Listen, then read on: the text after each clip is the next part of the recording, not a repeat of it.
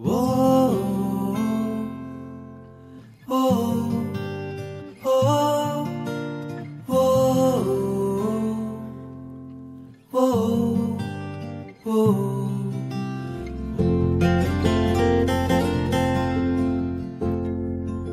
শহরের কারো সাথে একবার আলাপ যে এইভাবে প্রেমের আকার ধারণ করবে জানতাম না। একটা গল্প বলি তবে। দিনটা 2018 6 ডিসেম্বর। প্রথমবার কেরালা গেলাম।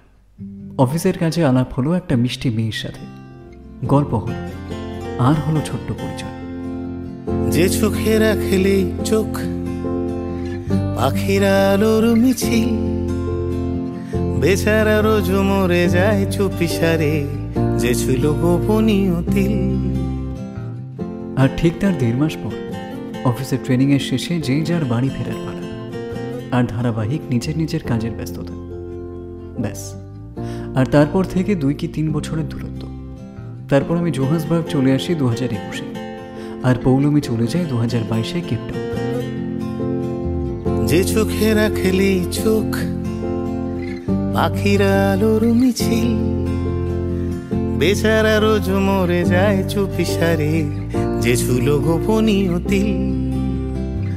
এ বুকে রাখলেছি বুক মায়াবী নরম পাথর, আদুরি এক ফালি চুল চুপিসারে, অযথা স্পর্শ কাতর।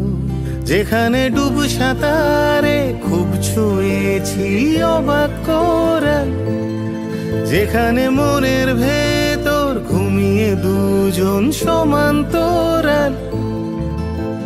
আদর কি নাম দেব তোর, আদর কি নাম দেব তোর, আদর কি নাম দেব তোর। অচেনা দেশে দুজন দু প্রান্তে একা, আর ঠিক গল্প শুরু তখন। বন্ধুত্ব হলো, স্মৃতি পড়ে রইল ফেসবুকের ওয়াল পোস্ট আর SMS এর পাতায়। আর কি, আমরা হয়ে উঠলাম প্রথমে একটু ভালো বন্ধু, আর তারপর পৌলমী হয়ে উঠল আমার সবচেয়ে প্রিয় বন্ধু। আস্তে আস্তে অল্প দূরত্বেও তাকে সব থেকে বেশি মিস করতে শুরু করলাম। আর 2022-এ আমাদের বন্ধুত্ব রূপ পেল ভালোবাসার। তাই আমি আর দেরি করিনি প্রেম নিবেদন করতে। ভালোবেসে কাছে টেনে প্রেম নিবেদন করে ফেললাম। আর শুরু হলো অয়ন আর পৌলমীর প্রেমের কাহিনী। সোনার পাখি আলতো আঁকি, এই নরম মন পালক, মন পবনে নাও ভাসালো, কৃষ্ণ হরিণ চোখ। পৌলমী কলকাতা চলে গেল। 8 মাস পর আমি হলাম। আর অপেক্ষা না করে তাড়াহুড়ো করে দেখা সাক্ষাৎ ছেড়েই ফেললাম। তারপর আর কি, দুজন মিলে কলকাতার রাস্তা ধরে দাপিয়ে বেরিয়েছি। পুজোর সময় কুমোরটুলির রাস্তা চিনেছি তার হাত ধরে। রাতের বেলা চায়ের কাপে গল্প শুরু করে পার করেছি রাতের আধার সময়। তুই কাছে থাকলে যেমন সময়ের কোনো মাপকাঠি পাইনি, তেমন তুই পাশে না থাকলে ঘড়ির কাঁটাটা থেমে গেছে মনে হতো।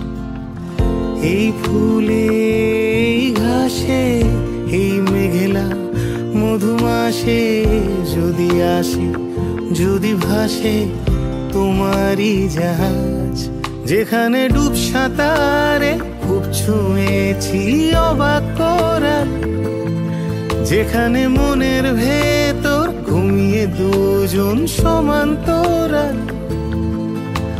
আদর কি নাম দেব তোর, আদর কি নাম দেব তোর, আদর কি নাম দেব তোর।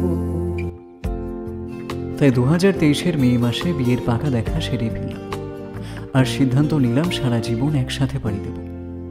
আর তুই হবি আমার অর্ধাঙ্গিনী।